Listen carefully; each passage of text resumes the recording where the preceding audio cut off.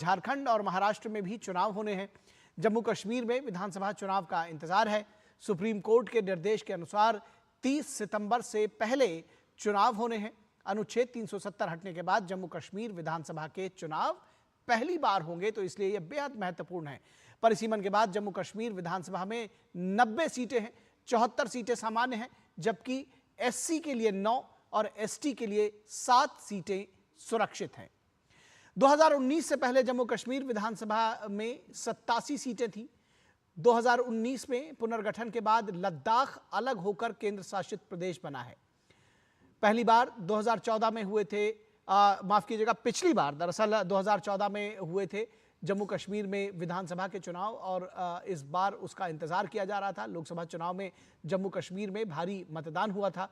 उत्साहित मतदाताओं ने सूबे में 58.58% मतदान किया था। तो जम्मू कश्मीर के लिहाज से आप समझ सकते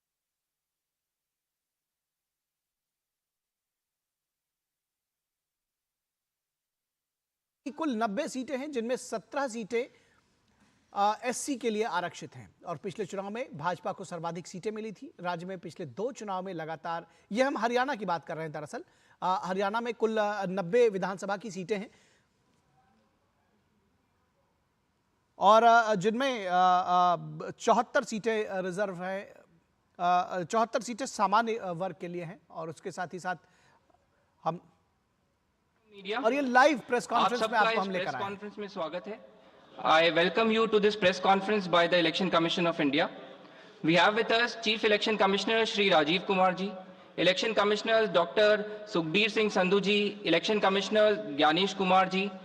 On the dais, we also have with us senior officials from the Commission, Senior Deputy Election Commissioner Mr. Nitesh Vyas ji, Deputy Election Commissioners Mr. Hridesh Kumar, Mr. Manoj Kumar Sahu, and Mr. Sanjay Kumar. I am Anuj Chandak, Joint Director Media for the Commission. The format of the PC will be as follows. There will be opening remarks by Chief Election Commissioner Rajiv Kumar ji, along with a presentation. The copy of the presentation will be shared with you after this press conference. Following this, there will be a question and answer session. Please confine your questions to the review of poll preparedness. When you want to ask a question, raise your hand. Wait for your chance to be called to put out your question. When it's your turn, introduce yourself and your organization and ask your question. I would request you to please keep your mobile phones on silent mode. Now I request Honorable CEC to kindly deliver the opening remarks.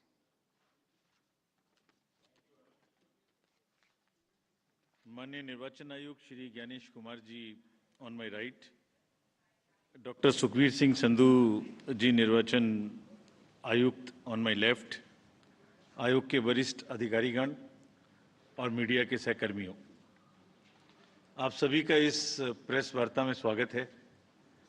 2024 के लोकसभा चुनाव के बाद वो जो पड़ाव निकला, अब दूसरे पड़ाव पर आपसे आज मुलाकात हो रही है।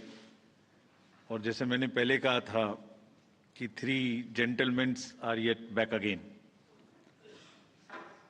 लोकसभा चुनाव 2024 जैसे आपको विदित है, विश्व स्तर की सबसे बड़ी चुनावी प्रक्रिया थी। सफलतापूर्वक और शांतिपूर्ण तरीके से संपन्न हुई। उसने पूरे डेमोक्रेटिक वर्ल्ड के लिए बहुत स्ट्रांगली डेमोक्रेटिक सरप्लसेस क्रिएट किए। बिना किसी वायलेंस के पीसफुल हुई और देश भर ने चुनाव का पर्व मनाया। हमने बहुत सारे रिकॉर्ड्स भी बनाए। पहली बार मैक्सिमम वर्ल्ड में पोलिंग हुई, मेल फीमेल टोटल। मतदाताओं की लंबी लंबी कतारें, बुजुर्गों की भागीदारी, यूथ, 0 पोल्स, मैसिव सीजर्स और फेस्टिव माहौल हमने देखा। बहुत सारे युवा साथियों ने हमारे साथ मिलके हमारे इलेक्शन एम्बेसडर्स के रूप में काम किया और लोकतंत्र का एक बिल्कुल जीवित उदाहरण देश ने देखा। गांव में, देहात में, east, west, north, south, central, LWE areas, J&K, deserts, everywhere जो तस्वीरें दुनिया को भारत ने दिखाई, वो सभी को चकित करने वाली थीं। इससे देश में नहीं बल्कि पूरी दुनिया में एक स्ट्रांग मैसेज गया। और जो चमक हमने देखी उस समय, वो चमक बहुत दिन तक दिखाई देती रहेगी।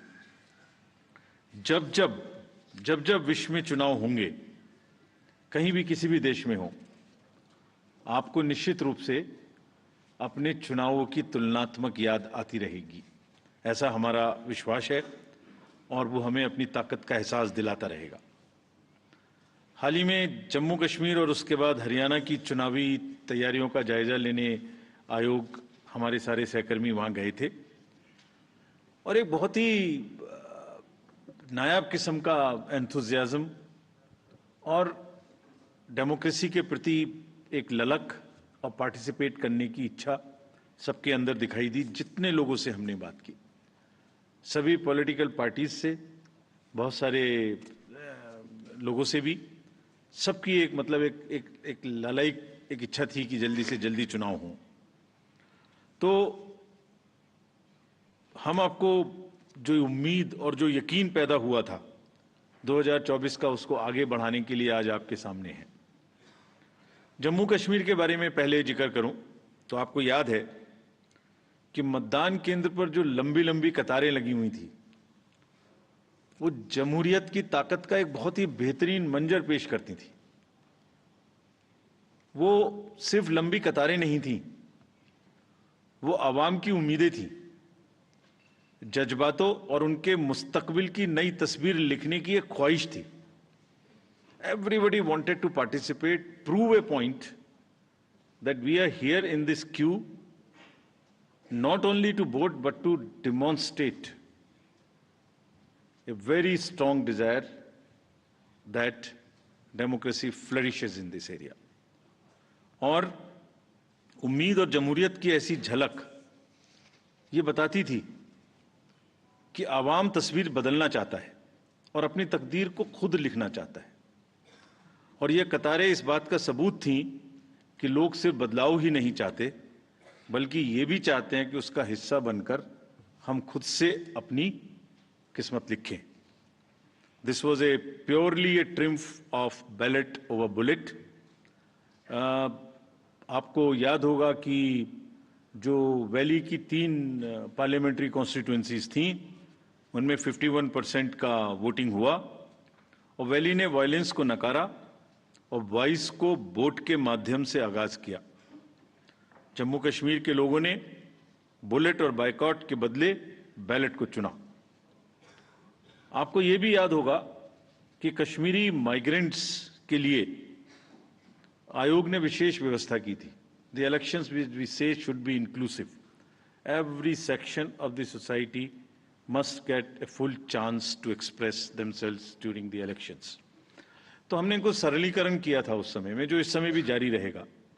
क्या किया था कि फॉर्म M को हमने रिलैक्स किया था और कुछ बहुत ही कम्बरसम प्रोसेसेस थे जिसमें सेल्फ अटेस्टेशन की आवश्यकता होती, जिसमें ऑथराइजेशन कराने की आवश्यकता होती थी, उसको सेल्फ अटेस्टेशन पर लेके आए थे। उसके बड़े पॉजिटिव रिजल्ट्स भी हमें मिले और लोगों ने बढ़ चढ़ के, माइग्रेंट्स ने भी हिस्सा लिया। ड्यूरिंग द इलेक्शंस रीपोल्स की घटना 0 थी, कोई मेजर इंसिडेंट वायलेंस की नहीं थी। और आपको ये भी याद होगा, जैसे पूरी कंट्री में अभियान चला के सीजर्स के बारे में व्यवस्था की गई थी ताकि कोई इंड्यूसमेंट फ्री इलेक्शन हो सके। J&K में भी क्लोज टू 100 करोड़ का सीजर हुआ था। और इस बार भी हम बहुत स्ट्रॉन्ग कह के आए हैं कि किसी को भी इंड्यूसमेंट करने देने की छूट नहीं देनी चाहिए। I will explain to you in detail later. So if we now come to the J&K first, there are total 90 assembly constituencies, of which 74 are general, SC are 7 and SC are 6, ST are 9 and SC constituencies are 7. ये delimitation के बाद reservations जो provide किए गए उनकी कहानी है। अगर इलेक्टर्स के डाटा के बारे में बात करें तो J&K में टोटल 87.09 लाख इलेक्टर्स होंगे, जिसमें लगभग ऑलमोस्ट इक्वल 44.46 लाख मेल और 42.62 लाख फीमेल वोटर्स होंगे। बड़ी अच्छी स्टोरी ये भी है कि जिस तरीके से यूथ ने पिछली बार भाग लिया इलेक्शंस में, इस बार उसके बाद फर्स्ट टाइम वोटर्स भी होंगे अराउंड 3.71 lakhs, और टोटल अगर वोटर्स को देखें तो 20 lakhs and above would be the youth, and we want to focus on youth as ambassadors of our elections. Electoral roll बनने की प्रक्रिया चालू है, और काफी समय से आयोग ये बात की तैयारी कर रहा था कि जैसे ही मौसम थोड़ा ठीक हो, जैसे ही अमरनाथ जी यात्रा खत्म हो, तो आप देखेंगे कोइंसिडेंस नहीं है, 19 अगस्त को अमरनाथ जी यात्रा खत्म होगी और 20 अगस्त को फाइनल रोल भी पब्लिश हो जाएगा।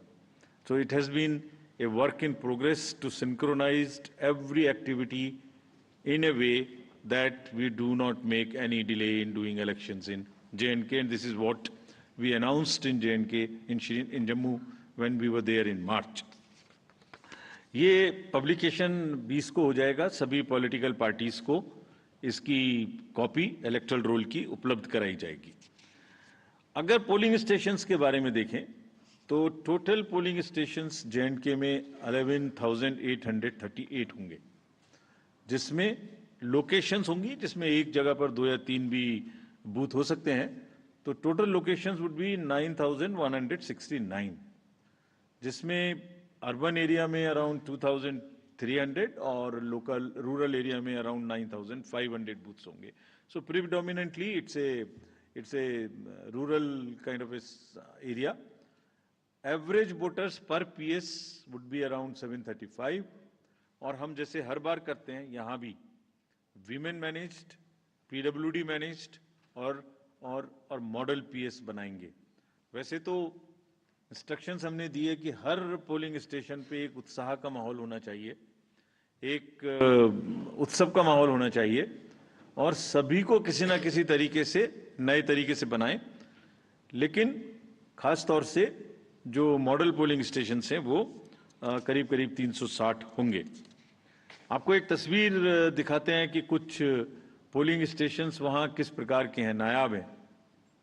जैसे अगर आप देखें तो कोराबल पोलिंग स्टेशन है, 100% ST population, strategically located at the border, and you will believe the turnout in parliamentary constituency 80%। सो बिल्कुल सरहद पर हैं और 80% पॉपुलेशन है। ऐसी अगर देखेंगे just a few glimpses, otherwise her polling station अपने आप में एक तस्वीर बयां करता है। जब चुनाव होंगे तो आपको दिखाएंगे। हमने वेबसाइट पे पिछली बार भी किया था, इस बार भी करेंगे कि आपको लाइव फोटोज गैलरी एचडी में हम आपको लोड करेंगे। वहां पर आप जब चाहें जब उस स्टॉक को देख सकते हैं, यूज कर सकते हैं, एंजॉय कर सकते हैं। इसी तरीके से फ्लोटिंग में भी शिकारे में एक पोलिंग स्टेशन था, और कितने लोगों के वोट लेने जाता है? सिर्फ 3 लोगों के। So this is the beauty of the Indian elections. Changed scenario after the parliament elections. तो जो क्लियर मैसेज थे और जिस पर हम बिल्ड कर रहे हैं, देवर एक्शन ओवर एपैथी। लोगों में ये नहीं था कि कुछ नहीं हो सकता, कैसे होगा, जाएंगे तो ये हो जाएगा, वो हो जाएगा। नहीं, people were there to participate in the elections. The long queue, the shine on their faces were testament to this particular thing. There was a belief over cynicism. There was thriving political participation in entire election. There was intense campaigning. These are the positives, a bit of change in the security scenario also since then. So what do we want? We want that the layers of democracy are strengthened in J&K. What does that mean actually? ये मतदाता बढ़ गए, ये एक aspect है। Percentage of voting increase, this is one aspect of strengthening of democracy. कितने लोगों ने इलेक्शन में पार्टिसिपेट किया, कैंडिडेट बने, दिस इज अनदर एस्पेक्ट।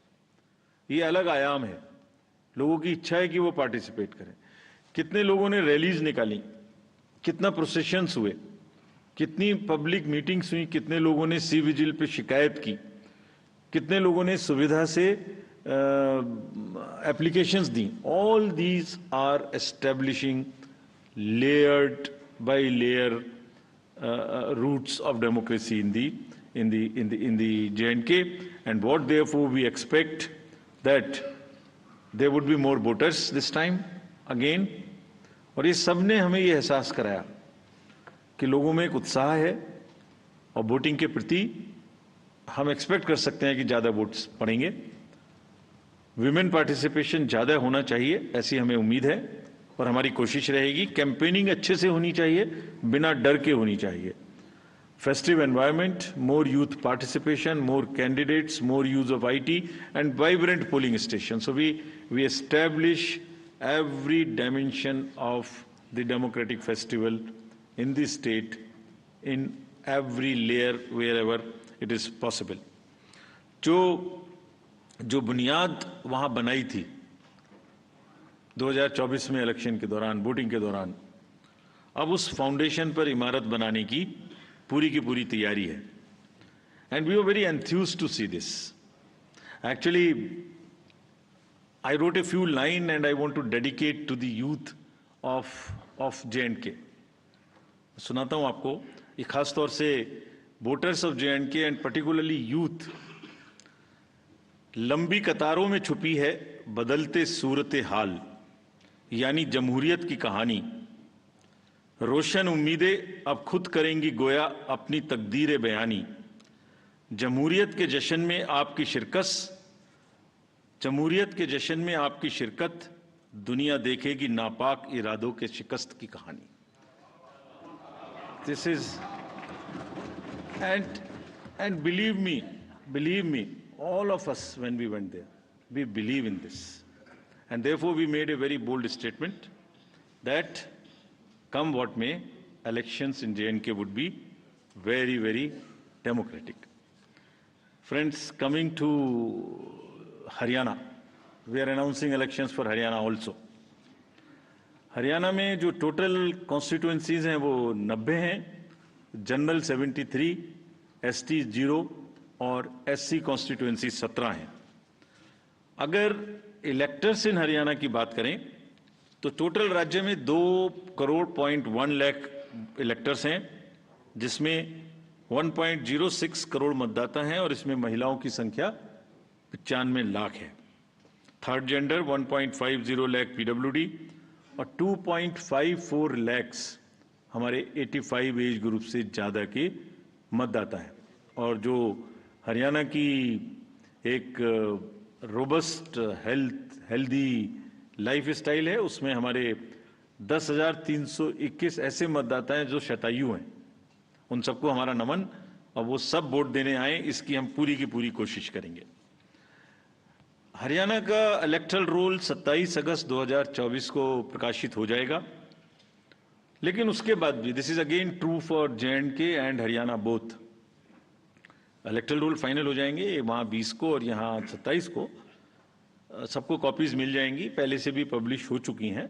लेकिन फिर भी अगर कोई मतदाता छूट गए तो उन्हें अपना नाम पंजीकृत कराने का अभी भी नॉमिनेशन से पहले समय होगा.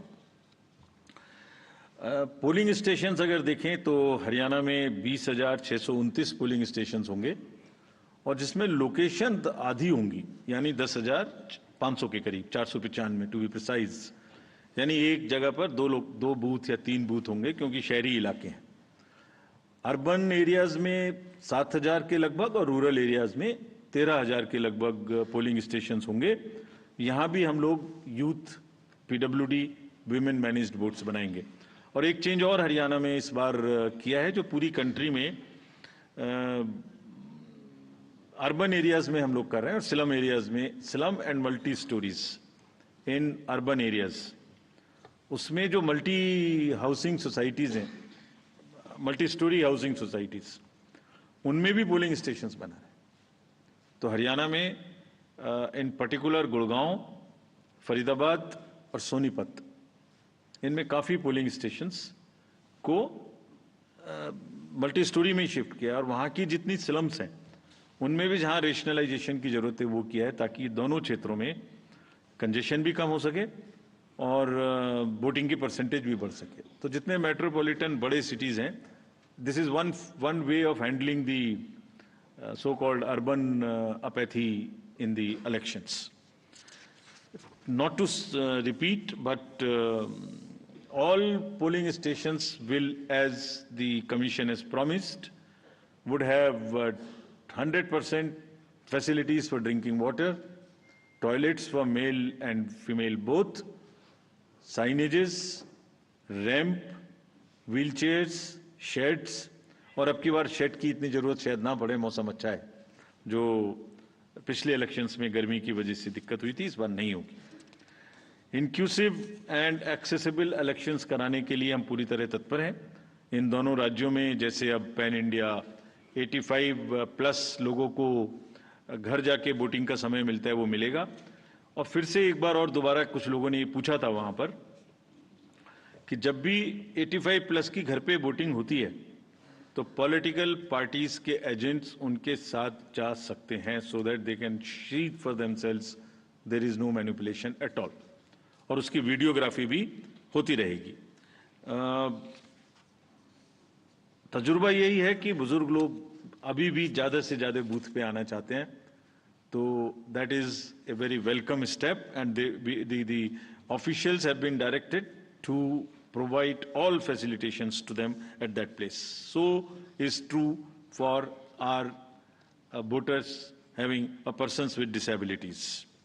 Technology, as you all know, is very deep rooted in the Indian elections. We will continue to use voter helplines, C-Vigil, KYC, Suvidha, all of this you are familiar with. Candidates की अगर कोई criminal background है तो वो लगातार website पे KYC know your candidate app पर उपलब्ध रहेगा। कोई भी देख सकते हैं कि उनकी कोई गतिविधि पास्ट में क्रिमिनल बैकग्राउंड की तो नहीं रही है। सभी enforcement agencies, central and states, again as you know that during parliamentary elections we had a seizure of close to 10,000 crores. And especially more so of drugs, liquor. That same rigor, rather with the renewed emphasis, will continue. And जिस दिन हम J&K गए थे, उस दिन सबसे बात की, सबको थोड़ा ताकीद किया, और उसी दिन एक बड़ा सीजर भी हुआ हमारे सामने ही. So that process will continue. The menace of drugs in either of these two states, J&K and Haryana, would be severely dealt with, and similarly the liquor. सभी पोलिंग स्टेशंस पे इस बार हमने 100% CCTV की व्यवस्था की है, और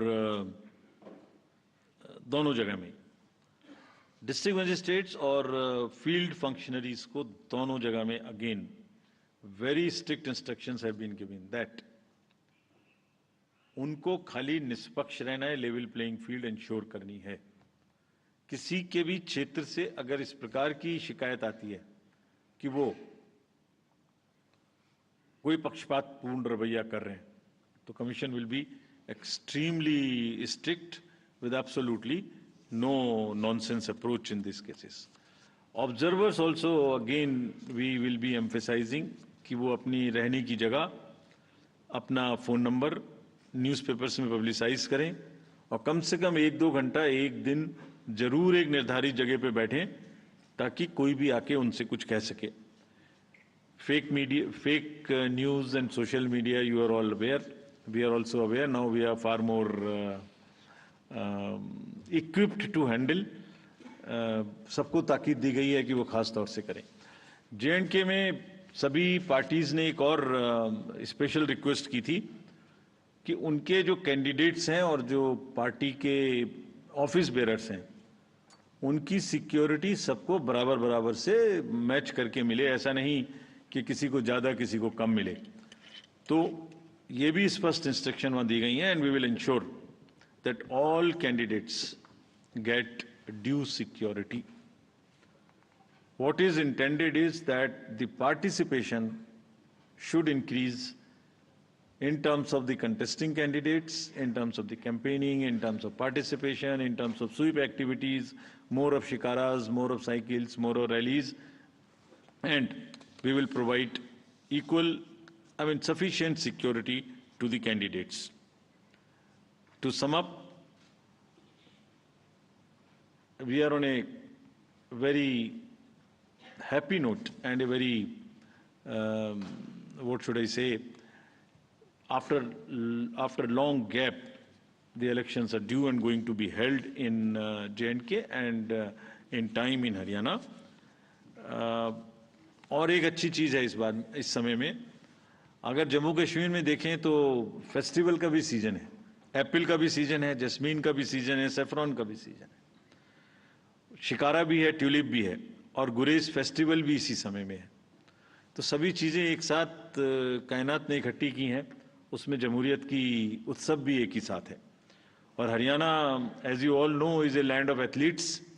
All the athletes and sports persons have done proud to the nation in Olympics, or almost it's a national pride. It's a symbol of national pride. Surajkund का मेला भी है, पिंजौर का हेरिटेज फेस्टिवल भी है, और ब्यूटीफुल राग एंड रागनी भी हैं हरियाणा में, जिनका डेमोक्रेटिक फेस्टिवल में, लोकतंत्र के चुनाव में जम के यूज होगा, ऐसी हमारी उम्मीद है। We made a promise to you that on 3rd of June, when we said we learned two things. So we made a promise that we will keep the election period short. So in true spirit of keeping that promise, now we present the shorter electioneering period and in the best possible and conducive environment. Elections in J&K will be held in 3 phases. So this is a shorter period.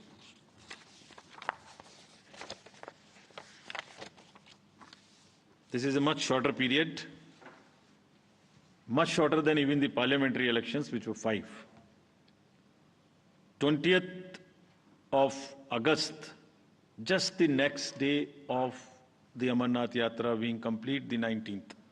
Would be the date of notification for the first phase, nominations till 27th, scrutiny on the next day 28th, and date of poll will be 18th of September, and it's a Wednesday. We are also keeping that in mind, not keeping Fridays and Mondays to give a longer holiday spell.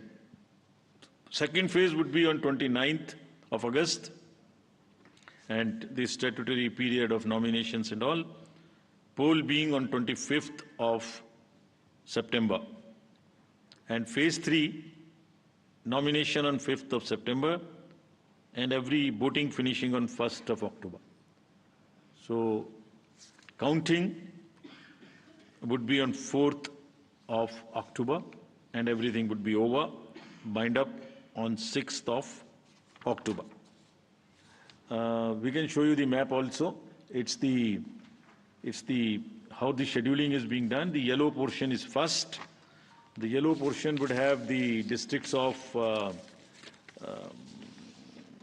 Kishtwar, Ramban, Doda on this side, Jammu side, and Anantnag, Pulwama, Shopian, and Kulgaon in the valley. The second phase would be Gandarbal, Srinagar, Badgaon in the valley side, and on the Jammu side, Poonch, Rajouri, and Riyasi. And then the forces move up. So North Kashmir in the upper reaches, and also the Jammu and Udhampur, Samba, and the Kathua region. This is what would be the schedule there. If we come to the schedule of Haryana, Haryana would be in the last phase, exactly coinciding with the third phase of J&K, nomination being on 5th of September, last date of making nomination on 12th of September, date of poll 1st October, and date of counting coinciding with J&K on 4th of October, everything to be over on 6th of October. So friends, and through you, we appeal to all the voters of Haryana and J&K to participate in largest possible number in the festival of democracy. Thank you. Thank you. Thank you, sir, for the very comprehensive briefing. Now we will have the round of questions. I would request every one of you to please raise your hand, whoever wishes to ask a question. The mic. We will. Excuse me. तो आप देख रहे थे सीधा press conference चुनाव आयोग का, और चुनाव आयोग ने तारीखों का ऐलान कर दिया है और 4 अक्टूबर को जम्मू कश्मीर विधानसभा की मतगणना होगी। दरअसल हरियाणा में 1 अक्टूबर को वोट डाले जाएंगे और 4 अक्टूबर को मतगणना होगी। इस पूरी खबर पर हम बातचीत करेंगे और जानकारी लेंगे कि किस तरह से ये जो चुनाव है वो कैसे चलेंगे और क्या कुछ होगा कि जो चुनाव की तारीखें हैं वो किस तरह से आगे बढ़ेंगी, और इसके साथ ही साथ विधानसभा चुनावों को लेकर के, चाहे वो जम्मू कश्मीर की बात हो या फिर हरियाणा की बात हो, वहाँ पर किस तरह से तैयारियां चल रही हैं, ये इसकी भी बात कही जाएगी। चुनाव आयोग की जो प्रेस कॉन्फ्रेंस थी उसमें साफ तौर पर कहा गया कि जम्मू कश्मीर में जो आवाम है वो इस तस्वीर को बदलना चाहती है, और यही वजह है कि जो लोकसभा के चुनाव थे उस पर देखा गया कि किस तरह से बड़ी संख्या में मतदाता खुल करके सामने आया और उन्होंने बड़ी संख्या में मतदान किया। और जम्मू कश्मीर को लेकर के ये कहा गया है कि सारी तैयारियां जो है चाक चौबंद पूरी कर ली गई हैं। 20 तारीख को जो फाइनल मतदाता सूची है वो पब्लिश कर दी जाएगी। इसी तरह से हरियाणा में 27 अगस्त को जो मतदाता सूची है वो पब्लिश कर दी जाएगी, और इसके साथ ही साथ कुल मिलाकर ये देखा जाएगा कि सभी पार्टियों को, सभी जो चुनाव लड़ने वाले प्रत्याशी हैं उन सबको लेवल प्लेइंग फील्ड मिले। इसके साथ ही साथ इस बात की कोशिश होगी कि ज़्यादातर जगहों पर, ख़ासतौर पर हरियाणा में जो गुड़गांव, फरीदाबाद, सोनीपत जैसे जो इलाके हैं जहां पर मल्टी स्टोरी बिल्डिंग्स हैं, वहां पर उसके आसपास ही मतदान केंद्र बनाए जाएंगे, और इस तरह के और भी बहुत सारे इंतजाम किए जाएंगे कि जो मतदान है वो ज़्यादा से ज़्यादा बढ़ सके। तो हरियाणा में एक ही चरण में 1 अक्टूबर को मतदान होगा, और इसके साथ ही जम्मू कश्मीर में 3 चरणों में मतदान होगा। इस पूरी खबर पर हम बातचीत करेंगे। हमारे साथ हमारे संवाददाता जुड़ेंगे ऋषि कुमार, और उनके साथ ही साथ जम्मू से, श्रीनगर से और चंडीगढ़ से भी हमारे संवाददाता जुड़ेंगे, और हम ये जानने की कोशिश करेंगे कि किस तरह से ये जो पूरा चुनाव की तैयारियां हैं वो कैसे रहेंगी। और इसके साथ ही साथ अब जो सियासी हलचल है दरअसल इन दोनों राज्यों में, वहाँ पर जम्मू कश्मीर में और उसके साथ ही साथ हरियाणा में वो तेज़ हो जाएगी, और उसके क्योंकि जम्मू कश्मीर में धारा 370 अनुच्छेद 370 दरअसल हटने के बाद से वहाँ पर बहुत लंबे वक्त से इस बात का इंतज़ार किया जा रहा था कि कब वहाँ पर चुनाव होंगे, और अब जब विधानसभा के चुनाव होने जा रहे हैं उसका ऐलान किया जा चुका है, तो ऐसे में जो चुनाव की तैयारियां हैं वो बेहद वृहद होंगी। और इस पूरी खबर पर बातचीत करने के लिए पहले हरियाणा का रुख करेंगे। हमारे साथ आकांक्षा सक्सेना हमारी संवाददाता जुड़ी हुई हैं इस वक्त चंडीगढ़ से, उनसे बात करेंगे। आकांक्षा, किस तरह से चुनावों की अब का ऐलान हो गया है, क्या कुछ देख रही हैं? किस तरह से जो राजनीतिक दल हैं दरअसल वो उनकी तैयारियां तो पहले ही शुरू हो गई थी, किस तरह से देख रही हैं इस पूरे इलेक्शंस को, आने वाले इलेक्शंस को? जी निखिल, 1 अक्टूबर को जो है इलेक्शंस होने वाले हैं हरियाणा में, और अगर देखा जाए तो हरियाणा में जो सरगर्मी थी, राजनीतिक सरगर्मी जो है वो पिछले कुछ महीनों से देखने में मिल रही है। जिस तरीके से आपने देखा था कि जेजेपी के साथ जो है बीजेपी का अलायंस था, और एकाएक जो है अलायंस खत्म कर दिया गया था लोकसभा इलेक्शन से पहले, तो उसके बाद सारी नजरें जो है विधानसभा चुनाव पर ही थी। और इससे पहले भी बहुत सारे चुनाव, सारे के सारे राजनीतिक दल जो हैं वो काफ़ी सक्रिय नज़र आ रहे थे। जिस तरीके से हमने देखा था कि पिछली बारी BJP, Indian national, JJP, INLD, communist party जो है वो ठीक कर रहे थे इलेक्शंस की तैयारी, तो इस बार भी जो है ज़्यादा मुकाबला जो है इन्हीं पार्टीज के बीच में देखने को मिलेगा निखिल जी। अगर बात बीजेपी के करें, पिछली 2 बार से सत्ता हासिल करने में वो सफल रही है। इस बार से विशेष रणनीति किस तरह से आप देख रही हैं? मुख्यमंत्री बदल चुके हैं, नए मुख्यमंत्री के साथ में चुनाव में जाएगी बीजेपी। किस तरह से देखती है, क्या कुछ तैयारियां, और सीधा मुकाबला अगर देखा जाए तो किस तरह से देख रहे हैं? कांग्रेस की क्या कुछ तैयारियां हैं, और उसके साथ ही साथ आम आदमी पार्टी की बात हो या जो जिसको कहना चाहिए कि बहुत सारे दल ऐसे भी हैं जो अपनी वहां पर एंट्री लेने की कोशिश भी कर रहे हैं। तो ये सारे समीकरण हम आपसे समझना चाहेंगे। जी निखिल, अगर देखा जाए तो पिछली बारी की अगर हम बात करें तो बीजेपी ने कुछ 40 सीटें जीती थी और कांग्रेस ने जो है 31 सीटें जीती थी और जेजेपी के पास 10 सीटें आई थी और हरियाणा लोकहित पार्टी ने 1 ही सीट जीती थी। तो उसके बाद जो है बीजेपी और जेजेपी का अलायंस हुआ था, जिसके बाद जो है हरियाणा में सरकार बनाई गई थी अलायंस के साथ। और उसके बाद ये अलायंस जो है लोकसभा चुनाव से पहले ही जो है तोड़ दिया गया था। और उसके बाद इस बारी सारी ही पॉलिटिकल पार्टीज जो हैं, जो पिछली बार भी फ्रेम में थी, इस बार भी जो है वो कोई अलायंस में नहीं आ रही है, सब इंडिविजुअल लड़ना चाह रहे हैं। और इस बार भी हम देखेंगे जो कड़ा मुकाबला है वो बीजेपी और कांग्रेस के बीच में है अगर हरियाणा में हम देखें। पर कुछ एक पार्टीज हैं जैसे कि जेजेपी और इंडियन नेशनल लोकदल, वो भी इस बारी जो है अपने चुनावी मैदान में उतर रहे हैं। आम आदमी पार्टी की बात करें तो लोकसभा में अलायंस के साथ कांग्रेस के साथ वो लोग आए थे, पर इस बारी इलेक्शंस में, विधानसभा के इलेक्शंस में निखिल ये नहीं देखने को मिल रहा, कोई अलायंस नहीं है आम आदमी पार्टी का भी।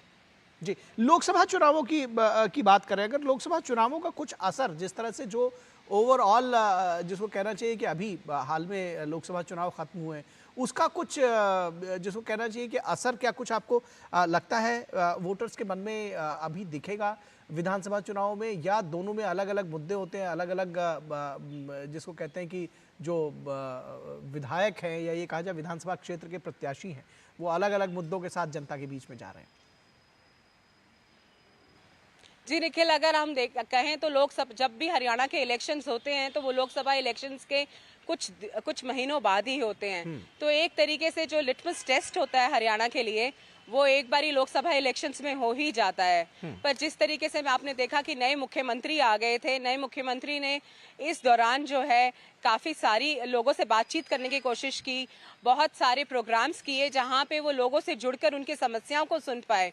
तो बीजेपी ने अभी तक लगातार पूरी कोशिश करी है। इसी तरीके से अगर हम कांग्रेस की बात करें तो सभी पार्टी जो हैं लोगों के साथ एक समन्वय बनाने का, एक कम्युनिकेशन बनाने की जो है उन्होंने कोशिश करी है। और सही कहा कि लोकसभा इलेक्शंस जो हैं वो एक तरीके से उनके परिणाम जो हैं वो विधानसभा इलेक्शंस में बहुत ज़्यादा मायने रखते हैं। जी जी, निश्चित तौर पर कांग्रेस और बीजेपी दोनों के लिए ये जो विधानसभा के चुनाव होंगे हरियाणा के, वो बेहद महत्वपूर्ण होने जा रहे हैं दोनों के लिए। जैसा कि आपने कहा कि लोकसभा चुनाव भले ही वो एक लिटमस टेस्ट की तरह रहा हो, लेकिन विधानसभा चुनाव में ज़रूर वो अपनी पूरी ताकत झोंकेंगे। किस तरह से आप देख रहे हैं कि जो आमने सामने की प्रतिद्वंदिता है लोकसभा कांग्रेस और बीजेपी की, उसको कैसे देख रही हैं? क्या समीकरण और गुणागणित दोनों दलों की तरफ से अपनाए जा रहे हैं? क्योंकि विधानसभा चुनाव की तारीखों की घोषणा भले ही अभी हुई है,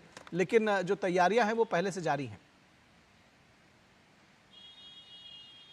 जी, मैंने आपको बताया कि जिस तरीके से अभी इलेक्शंस नहीं, लोकसभा इलेक्शंस के बाद से ही विधानसभा इलेक्शंस की तैयारी करती गई थी सभी पार्टियों से, चाहे बीजेपी हो, चाहे कांग्रेस हो, चाहे आम आदमी पार्टी हो, चाहे इंडियन नेशनल लोकदल हो, चाहे जो भी प्रदर्शन रहा हो लोकसभा इलेक्शंस में, पर सभी जो है अपने उम्मीदवार जो है 90 सीटों पे उतारने के लिए तैयार हैं। और आज भी जब सुबह पता चला कि इलेक्शन कमीशन जो है अनाउंस कर सकते हैं डेट्स, तो अलग अलग पार्टियों के नेताओं ने अपना बयान दिए हैं कि वो तैयार हैं। और जहां तक रहा मुकाबले की बात, तो बिल्कुल मैं आपको ये बताना चाहती हूँ कि बीजेपी और कांग्रेस जो है वो आमने सामने है। सबसे ज़्यादा जो एक तरीके से जो सीटों की लड़ाई है वो इन दो पार्टीज में है। पर कहीं ना कहीं इस बार जेजेपी, इंडियन नेशनल लोकदल, आम आदमी पार्टी वो भी आ गए हैं इस बार। और तो देखना होगा, बहुत दिलचस्प होगा निखिल कि किस तरीके का मुकाबला होगा, क्योंकि ज़्यादा फर्क नहीं था। अगर हम लोकसभा की बात करें तो लोकसभा में भी जो है सीटें जो है एक तरीके से बराबर ही जीती हैं। चाहे बीजेपी के पास बीजेपी ने भी जो है दावा किया था कि वो 10 की 10 सीट जीत जाएंगे, कांग्रेस ने भी करा था दावा, पर फिर भी इस बार अगर हम देखें तो कड़ा मुकाबला होने की पूरा कड़ा मुकाबला हो सकता है। जी जी जी जी, आप हमारे साथ बनी रहिए आकांक्षा।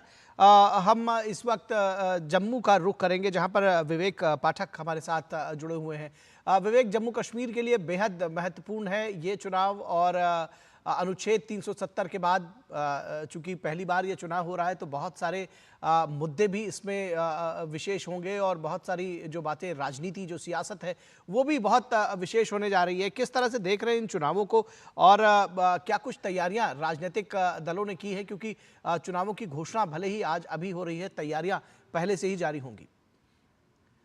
देखिए निखिल, जिस तरह से आपने बताया कि 370 आर्टिकल हटने के बाद जो है ये असेंबली इलेक्शंस फर्स्ट टाइम हो रहे हैं, और बहुत साल हो चुके हैं, और लोगों का जो एक्साइटमेंट है इलेक्शंस को लेके और एक्सपेक्टेशंस जो हैं वो उतने ही गुना बढ़ चुकी हैं। और लोगों की एक्सपेक्टेशंस जो हैं वेलफेयर को लेके जो है डेवलपमेंट एक मुद्दा है इस बार इलेक्शन में, जो कि बहुत ही जोर शोर से जो है रोल प्ले करने वाला है आने वाले असेंबली इलेक्शंस में।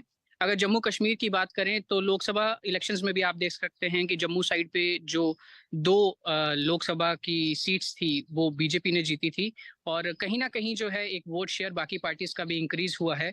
और एक्सपेक्ट कर सकते हैं कि आने वाले जो असेंबली इलेक्शंस हैं यहाँ पे जम्मू में, उसमें बहुत ही कड़ा एक कंपटीशन जो है देखा जाएगा। और लोगों की बात करें तो लोग बहुत ही ज्यादा उत्साहित हैं, और आज इलेक्शन कमीशन की जो प्रेस कॉन्फ्रेंस हुई है, इवन उससे पहले जो है लोगों में जो उत्सुकता थी बहुत ज्यादा थी कि इलेक्शंस जो है अनाउंस होने वाले हैं आज। और इसके बाद अनाउंसमेंट के बाद जो है लोग एक्सपेक्ट कर रहे हैं कि जो डेवलपमेंटल ट्रेजेक्टरी एक चली आ रही है पिछले कुछ सालों से, वो वैसे ही कंटिन्यू करेगी, और लोगों का मेन मुद्दा डेवलपमेंट को लेके है। जी, निश्चित तौर पर हम लोगों का रिएक्शंस आपसे जानना चाह रहे हैं। जैसा कि आपने कहा कि जो इलेक्शन कमीशन की प्रेस कॉन्फ्रेंस थी, उसके विषय में ही पहले से ही लोगों में एक उत्साह का माहौल था, क्योंकि ये तो तय ही हो गया था कि इलेक्शन कमीशन की प्रेस कॉन्फ्रेंस के साथ ही डेट्स का ऐलान हो जाएगा।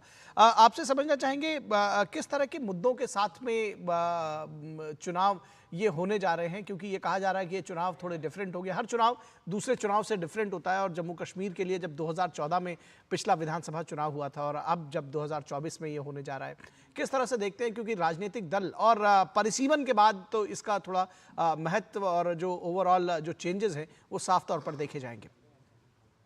देखिए, जम्मू कश्मीर के इलेक्शंस मैं कहूंगा कि हमेशा से एक स्पेशल इलेक्शंस जो है माने गए हैं, क्योंकि जब तक आर्टिकल 370 जो था वो यहाँ पे लगता था, एप्लीकेबल था, तब तक कहीं ना कहीं एक तरह का डिफरेंशिएशन रहता था बाकी स्टेट्स के बीच में और जम्मू कश्मीर के बीच में। लेकिन जब से 370 जो आर्टिकल है वो हटा है, तब से जो है एक डेवलपमेंट का हम बोलें कि एक जो है सीरीज ऑफ डेवलपमेंटल प्रोग्राम्स जो हैं यहाँ पे ग्राउंड पे लाए गए, और बहुत सारे लोगों को उससे फायदा हुआ।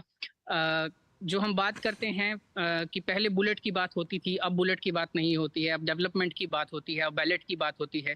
तो कहीं ना कहीं जम्मू कश्मीर के जो इलेक्शंस हैं वो बाकी जो स्टेट्स हैं, बाकी राज्य हैं, उनसे कहीं ना कहीं अलग रहेंगे। और यहाँ पे जो लोगों की उत्सुकता होगी और लोगों की जो एक्सपेक्टेशंस होंगी, और यहाँ पे जो लोगों के पॉइंट्स रहेंगे कि वो किस किस बेसिस पे जो है वोट करेंगे, वो डिफरेंट होने वाले हैं, जिसमें डेवलपमेंट रहेगा, इंक्रीज्ड टूरिज्म रहेगा, और जितनी भी योजनाएं जो हैं वो कितनी एप्लीकेबल हुई हैं, उनका क्या इफेक्ट पड़ा है लोगों के ऊपर, लोगों को कितना उससे फायदा हुआ है, ये सारे फैक्टर्स कहीं ना कहीं एक मेजर रोल प्ले करेंगे आने वाले असेंबली इलेक्शंस में। एक बात और समझना चाहेंगे, परिसीमन के बाद ये चुनाव हो रहे हैं, 87 सीटें थी पहले, अब 90 हो गई हैं। किस तरह से कोई फोकस आपको शिफ्ट होता हुआ दिख रहा है? किस तरह से ये जो परिसीमन का जो ओवरऑल असर है वो कैसे देख रहे हैं इन चुनावों पे? देखिए, असेंबली इलेक्शंस में जो सीट्स हैं वो इंक्रीज हुई हैं पहले में, और कहीं ना कहीं जो है जो कम्युनिटीज हैं, गुजर बकरवाल कम्युनिटीज, उनको रिजर्वेशन भी दिया गया है। तो कहीं ना कहीं ये सारे फैक्टर्स जो हैं लोगों में काफ़ी अप्रिशिएट किए गए हैं। कुछ स्टेप्स जैसे रिसेंटली जो है अनंतनाग राजौरी जो कॉन्स्टिट्यूंसीज थी, उन एरियाज में जो गुजर बकरवाल कम्युनिटी के लोग हैं उनको जो है रिजर्वेशन अब दी गई है। तो कहीं ना कहीं ये फैक्टर्स जो हैं आने वाले जो अपकमिंग असेंबली इलेक्शंस हैं उसमें एक मेजर रोल प्ले करने वाले हैं। और कहीं ना कहीं जो पुराने डायनामिक्स देखे जाते थे जम्मू कश्मीर में इलेक्शंस में, और पुराने जो मुद्दे देखे जाते थे जिनके ऊपर इलेक्शंस किए जाते थे, इस बार के मुद्दे और इस बार के जो पॉइंट्स होने वाले हैं जिसके ऊपर वोट दिया जाएगा वो टोटली डिफरेंट होंगे पिछली बार के कंपैरिजन में। जी जी जी, विवेक आप हमारे साथ बने रहिए। हम अपने दर्शकों को कुछ वो बाइट्स सुनाना चाहते हैं, साउंड बाइट्स जो राजीव कुमार मुख्य चुनाव आयुक्त ने जम्मू कश्मीर को लेकर के कहा है। आइए आपको सुनाते हैं। Elections in J&K will be held in 3 phases. 20th of August, just the next day of the Amarnath Yatra being complete, the 19th, would be the date of notification for the first phase. Nominations till 27th, scrutiny on the next day, 28th, and date of poll will be 18th of September, and it's a Wednesday. Second phase would be on 29th of August, and the statutory period of nominations and all. Poll being on 25th of September. And phase 3, nomination on 5th of September, and every voting finishing on 1st of October.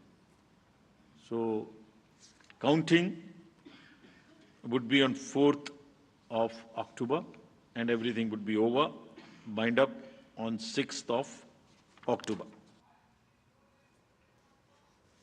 J&K में total 87.09 lakh electors होंगे, जिसमें लगभग almost equal 44.46 lakh mail और 42.62 lakh female voters होंगे।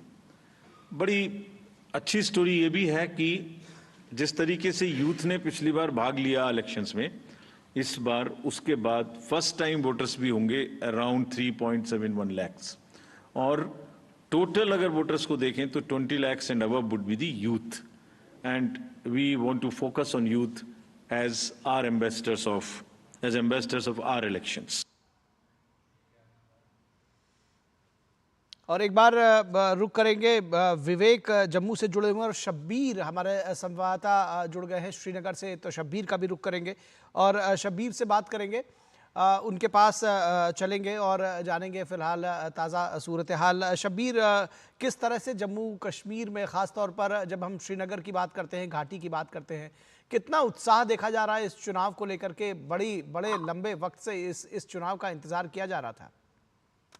जी बिल्कुल, यहाँ पे लोग जो है इस इलेक्शन को, आज की जो अनाउंसमेंट थी, इसके लिए काफ़ी बेचैनी से इंतजार कर रहे थे, क्योंकि काफ़ी सालों के बाद यहाँ पे जो है असेंबली के इलेक्शन हो रहे हैं, और लोगों को जो भी हमने देखा कि पार्लियामेंट इलेक्शन में लोगों का जो उत्साह था, जो लोगों ने जिस तरीके से डेमोक्रेटिक प्रोसेस में अपनी हिस्सेदारी बनाई, वही जज्बा लोगों में है, और असेंबली के इलेक्शन के लिए वो बड़े उत्साह थे, बड़े वो एंग्शियस थे, बड़े वेट कर रहे थे इन इलेक्शन के लिए। अब ये जो अनाउंसमेंट हुई है, और लोगों में काफ़ी खुशी का माहौल हमने देखा, हमने काफ़ी लोगों से बात की है, बिल्कुल पॉलिटिकल पार्टीज और आम लोगों में एक साथ वो इस इलेक्शन को वेलकम कर रहे हैं, और बड़ा उत्साह है, बड़ा खुशी का माहौल कश्मीर में। जैसे यहाँ फेस्टिवल, जैसा चीफ इलेक्शन कमीशन ने भी कहा है कि कश्मीर में फेस्टिवल का माहौल है, और डेमोक्रेसी का जो फेस्टिवल होगा यहाँ पे, इसके लिए लोगों में बड़ी उम्मीद थी, और इस अनाउंसमेंट से यहाँ पे लोगों में बड़ी खुशी का जो उनका जज्बा है वो पाया रहा है, और लोग बड़े इसको वेलकम डिसीजन इस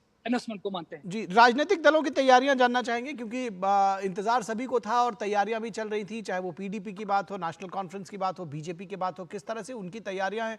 और आपसे ये भी जानना चाहेंगे कि परिसीमन के बाद ये चुनाव हो रहे हैं, तो उसका भी कुछ असर जरूर दिख रहा होगा, क्या जानकारी देंगे आप हमें?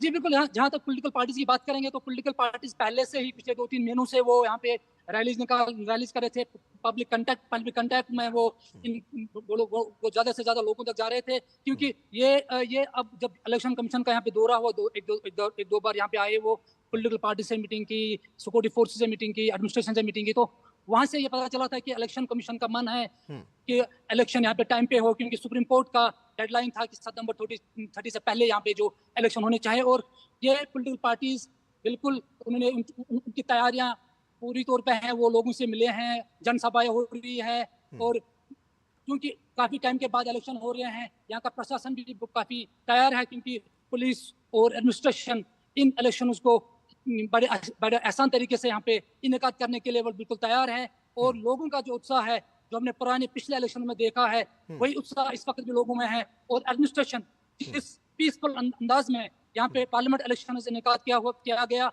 वही जज्बा, वही एडमिनिस्ट्रेशन यहाँ पे रहेगी, वही एटमॉस्फेयर, इसी तरह का इलेक्शन, असेंबली इलेक्शन के जो 3 फेज हैं वो भी यहाँ पे पीसफुल और बिल्कुल इसी वे में यहाँ पे इनेका किया जाएंगे। जी जी जी, निश्चित तौर पर हमारे साथ में विवेक पाठक जम्मू से बने हुए हैं, आकांक्षा भी बनी हुई हैं चंडीगढ़ से, उनके पास भी चलते हैं। विवेक, आपसे जानना चाहेंगे, जो आम लोग हैं, जिस तरह से उन्होंने बताया, तो आम लोगों का रिएक्शंस तो आप हमको बताएं ही, साथ ही जो राजनीतिक दलों की तैयारियां हैं उनके बारे में भी जानकारी दें। देखिए, आम लोगों की बात करें तो आम लोग बहुत ही ज़्यादा उत्साहित हैं इस अनाउंसमेंट से, क्योंकि बहुत सालों से जो है लोग चाह रहे थे कि जल्दी से जल्दी इलेक्शंस हो और उन्हें अपना जो है रिप्रेजेंटेटिव चूज़ करने का मौका मिले।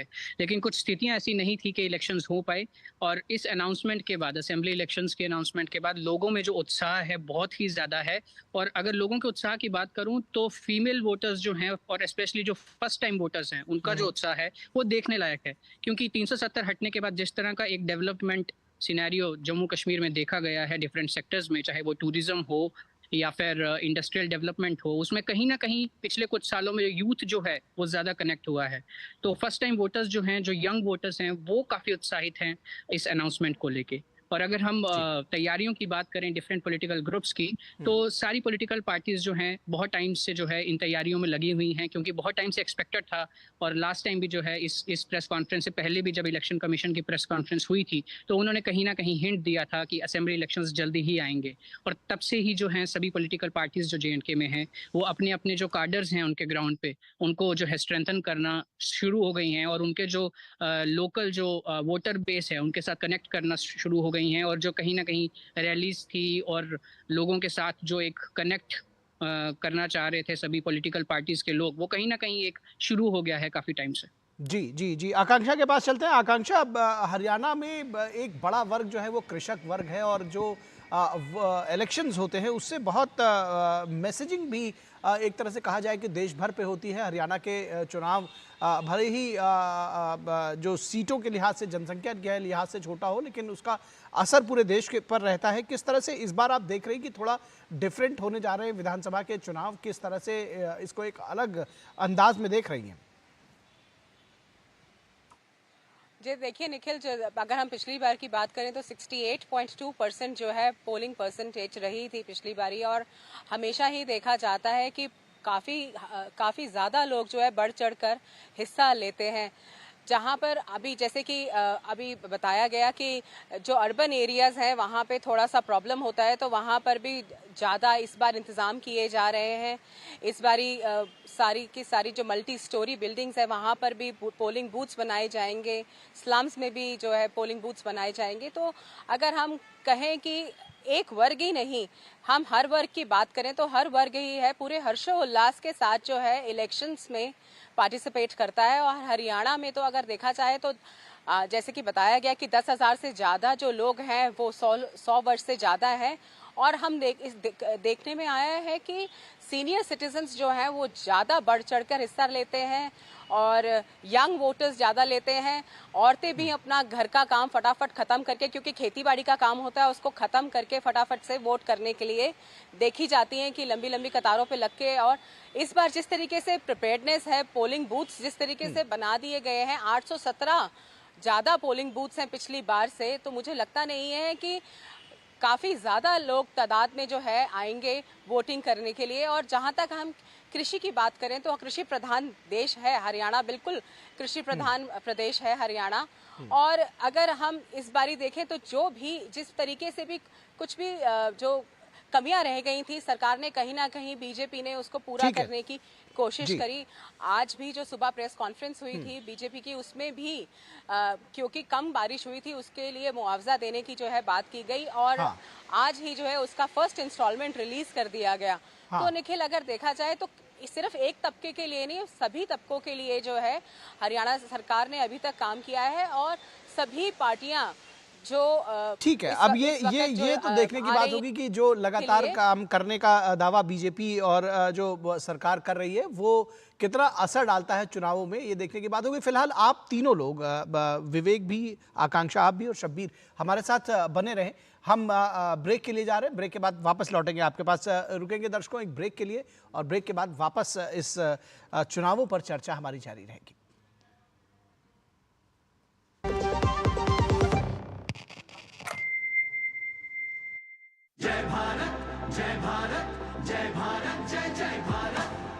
सम्मान पे हम छाएंगे, जो करना है कर जाएंगे, रोक सको तो रोक के देखो, अब ना रोके जाएंगे। जय भारत, जय भारत, जय भारत, जय जय भारत। सोने की चिड़िया था अपना भारत हमको ज्ञात है, फिर ऐसे ही भारत का निर्माण करो तो बात है। देश बड़ा है हर मजहब से, युवा शक्ति का नारा है, विकसित भारत हो अपना अब ये संकल्प हमारा है। अपने हर संकल्प को हमको सिद्धि तक ले जाना है, इस दुनिया में भारत की सभ्यता का परचम लहराना है। जिस मिट्टी पे जन्मे हैं हम उसका कर्ज चुकाना है, हर भारतवासी को अपना अपना फर्ज निभाना है। अग्नि जैसा ताप हो जिसमें अग्निवीर बन जाता है, और वायु की गति से चलता तो तेजस कहलाता है। भगत सिंह या वीर शिवाजी या सुभाष हो बलिदानी, हो पटेल अब्दुल हमीद, सब ही थे हिंदुस्तानी। मातृभूमि पर मिटने वाले एक नहीं कई लाख हैं। जय भारत, जय भारत, जय भारत, जय जय भारत। फिर होगा भारत अखंड, तुम कदम बढ़ाओ नहीं रुको, सीमा पर जो आंख दिखाए आंख दिखाकर बात करो। साहस तेरा हो अपार, ऊंची परवास हिमालय से, गर्जन भारत माँ का हो जो शंख बजे देवालय से। माँ की कोख का मान बढ़ाना वीरों हिंदुस्तान के। वंदे मातरम, वंदे मातरम। जय भारत।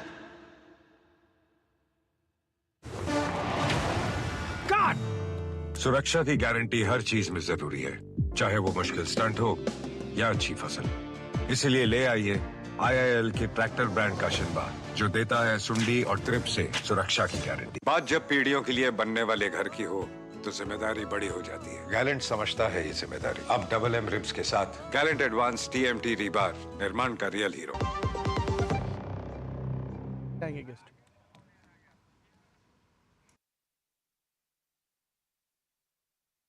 बात कर रहे हैं जम्मू कश्मीर और हरियाणा में चुनावों की। हमारे संवाददाता ऋषि कुमार भी हमारे साथ इस पूरे विषय पर बातचीत करने के लिए जुड़ गए हैं, और उसके साथ ही साथ विवेक पाठक जम्मू से, और शब्बीर श्रीनगर से जुड़े हुए हैं। आकांक्षा सक्सेना जुड़ी हुई थी हमारे साथ हरियाणा से, चंडीगढ़ से। दरअसल ऋषि, किस तरह से आप देख रहे हैं, क्योंकि ये जो चुनाव है, क्या स्ट्रैटेजी आपको नजर आ रही है? हम चुनाव आयोग की अगर बात करें, 3 चरणों में चुनाव जम्मू कश्मीर में होंगे और 1 चरण में चुनाव हरियाणा में होगा। तैयारियां चाक चौबंद हैं।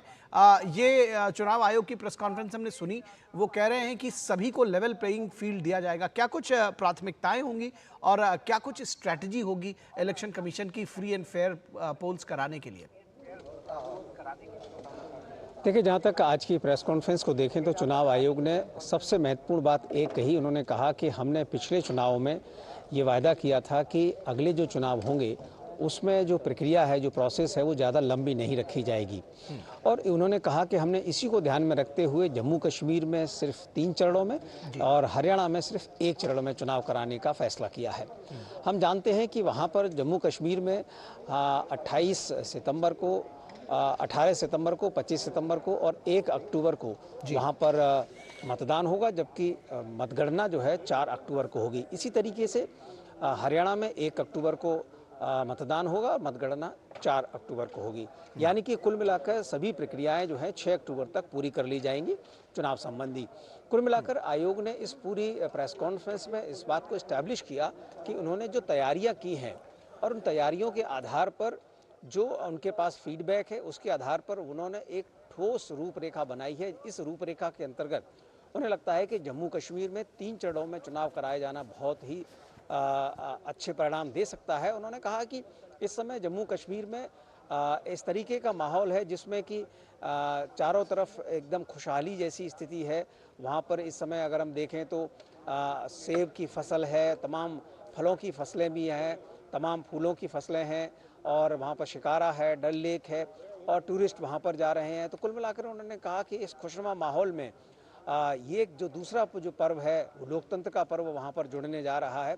इसी कड़ी में उन्होंने कहा कि हरियाणा में जो वहाँ की पूरी की पूरी वस्तु स्थिति है उसमें एक ही चरण में चुनाव संपन्न कराया जा सकता है और वहाँ पर जो सुरक्षा की जो ज़रूरतें हैं वो एक चरण के लिए हिसाब से उन्होंने कहा कि इसी वजह से हमने एक चरण में वहाँ रखा है। दूसरा एक सवाल जो महत्वपूर्ण था कि महाराष्ट्र और झारखंड में चुनाव कराए जाने को लेकर भी उन्होंने कहा कि हमने पिछली बार जबकि महाराष्ट्र और हरियाणा एक साथ थे तो इस बार उन्होंने कहा कि हमने दो राज्यों का संकल्प लिया है एक साथ चुनाव कराए जाने का, चूंकि जम्मू कश्मीर एक बड़ी चुनौती है और वहाँ पर उन्होंने कहा कि उसके साथ हरियाणा में चुनाव कराया जाना हमारे लिए ज़्यादा मुफीद है। बाकी उन्होंने कहा कि जो उपचुनाव से संबंधित प्रश्न पूछा गया उसमें भी उन्होंने कहा कि जहां जहां पर उपचुनाव होने हैं वहां पर जो मौसम की स्थिति है खासतौर से बारिश की वजह से, बाढ़ की वजह से सभी जगहों पर चुनाव कराया जाना संपन्न नहीं है, उसको लेकर भी जल्द ही तिथियां घोषित कर दी जाएंगी।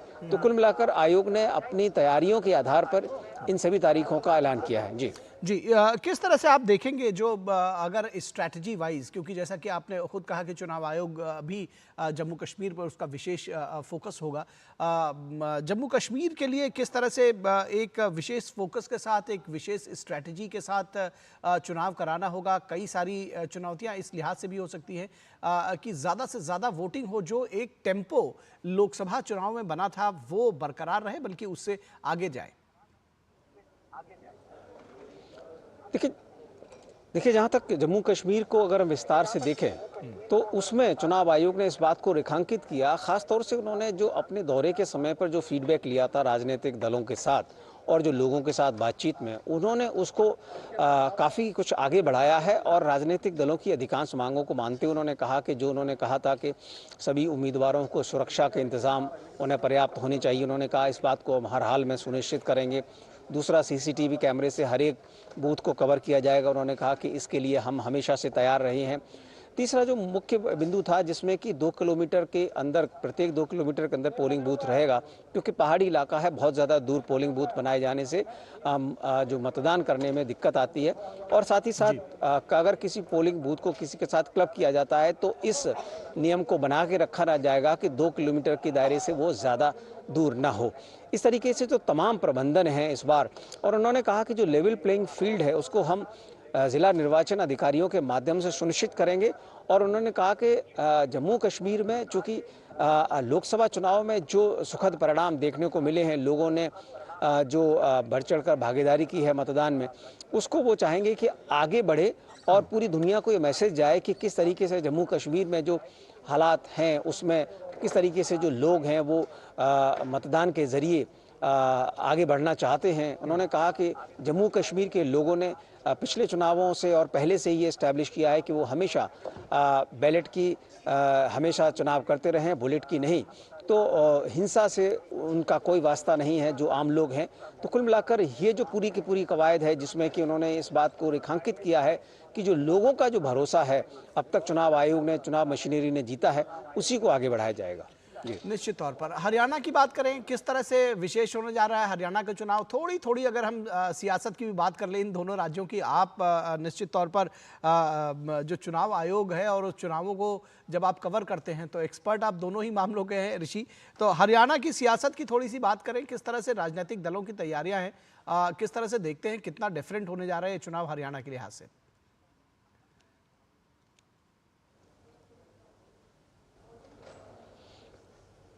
देखिए जहाँ तक हरियाणा को देखें तो हरियाणा को लेकर एक तो सवाल भी पूछे गए और आयोग ने कहा कि वहाँ की जो वस्तु स्थिति है उसके हिसाब से एक ही चरण में चुनाव कराए जाने को लेकर कोई भी संशय नहीं है। दूसरा, उन्होंने कहा कि जो राजनीति है उससे इतर उनकी पूरी मंशा है कि जो संविधान में उन्हें प्रदत्त कार्य दिए गए हैं कि एक फ्री एंड फेयर इलेक्शन कराए जाने को लेकर जो उनका कमिटमेंट है उसको पूरा करना। एक सवाल पूछा गया था कि दिल्ली की राजनीति इस पर क्या असर पड़ेगा, दिल्ली में भी चुनाव होने, उन्होंने कहा कि किस राज्य में किस तरीके की राजनीति होगी, क्या असर होगा, इसका चुनाव आयोग से कोई लेना देना नहीं है। दूर दूर तक चुनाव आयोग का इससे कोई लेना देना नहीं है।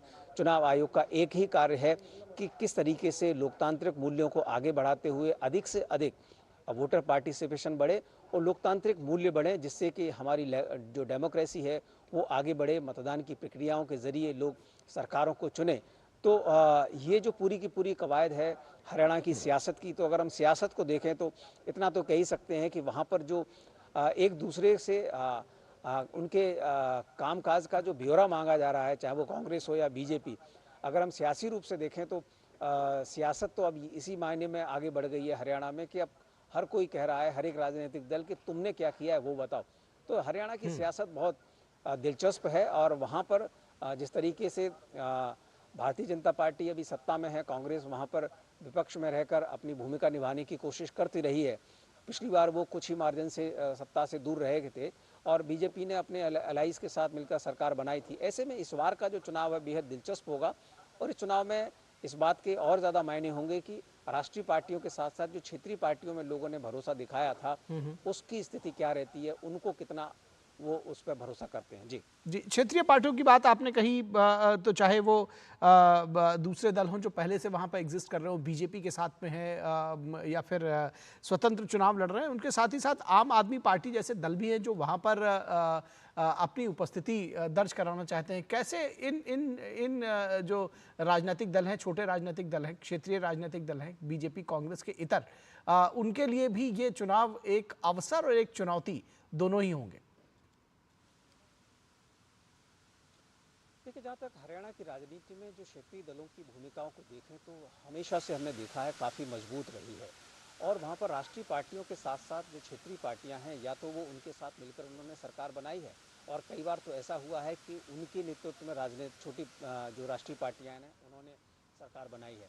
वहाँ पर जो क्षेत्रीय जो ताकतें हैं उनका जो हमेशा से वहाँ पर एक दखल रहा है और यही दखल दोनों ही राजनीतिक दलों, चाहे वो कांग्रेस हो या फिर बीजेपी, उनके लिए चिंता का सबब बनता रहा है। पिछली बार भी हमने देखा था और इससे पहले हमने जितने भी चुनाव देखे हैं उसमें ऋषि, आपकी आवाज़ बहुत साफ हम तक नहीं आ पा रही है। एक बार मैं अपने पीसीआर से रिक्वेस्ट करूंगा कि वो आपकी आवाज़ थोड़ा सा बढ़ाने की कोशिश करें। आप जो कह रहे हैं एक बार फिर से मैं रिक्वेस्ट करूंगा कि एक बार फिर से रिपीट करिए, क्योंकि आपकी आवाज़ हम तक बहुत साफ नहीं पहुंच पाई है। तो हम कोशिश करेंगे कि आप तक हम दोबारा आपसे संपर्क करें और दोबारा बातचीत करने की कोशिश करें। आपका ऑडियो लेवल जो है थोड़ा सा बढ़ा दिया जाए, उसके बाद हम वापस आएंगे।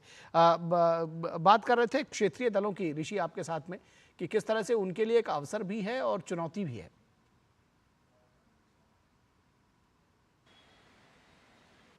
पोलिंग स्टेशंस अगर देखें तो हरियाणा में 20,629 पोलिंग स्टेशंस होंगे और जिसमें लोकेशन आधी होंगी, यानी 10,500 के करीब, 495 टू बी प्रिसाइज, यानी एक जगह पर 2 लोग